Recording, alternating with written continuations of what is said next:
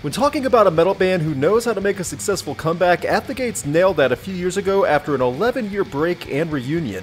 To Drink from the Night itself is the second album since said reunion in this melodic death metal saga that is At the Gates.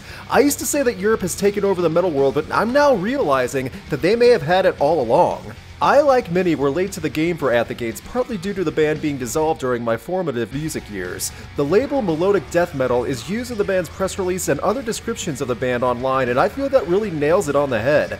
It's not just about the full blast of volume and riffs, but a flow in the volume that brings out the song. To Drink from the Night itself is inspired by German writer Peter Weiss's novel The Aesthetics of Resistance, the idea being the desperation to resist while victory is unachievable but still pushing forward. The concept alone for an album is great, but throw in some loud, heavy sequences from At the Gates and it's a perfect schematic for a great album.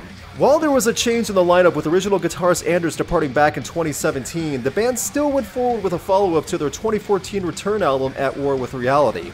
In a brief summation, I can say that To Drink from the Night itself does live up to that name, At the Gates, and the standard the brand has created both pre- and post-break. Keeping in mind the theme of the album and hearing the intro track and title track, I got the impression of the band trying to make something powerful. It's not meant as the typical, okay, I gotta stay relevant and make new music again type album, but rather metal that is meant to be memorable. In many ways, this is exactly what I wanted to hear, with an introduction without really realizing this was what I wanted at all.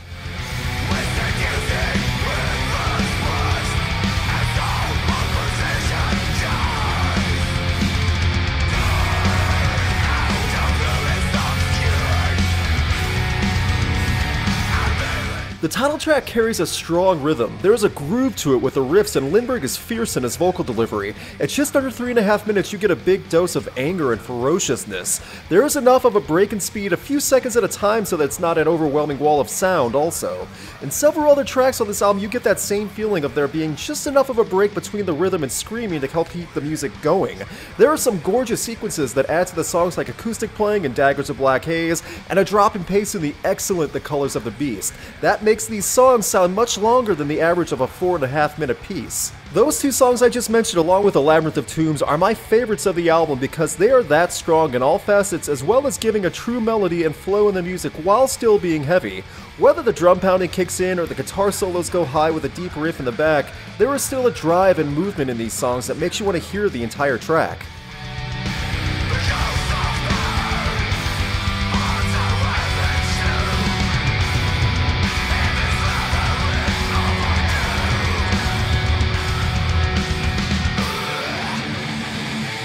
To Drink from the Night itself is an album where some songs will be replayed more than others. Unfortunately, some of the songs and sequences do tend to blend in so much that it can feel like one long run-on song after certain points, up until the final track, The Mirror Black.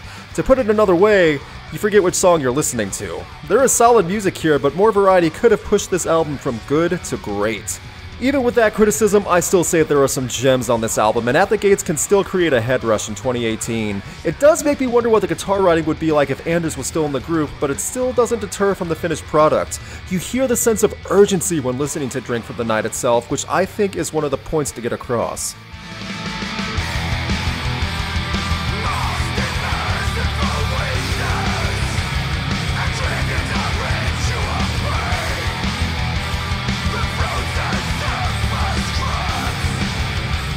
Whether you want more volume and constant sound or prefer true melody, At the Gates is able to find the space between the two and make both styles come through. You may need to take a break from it after you listen from beginning to end, but the highlights in the album make listening to it all worth it.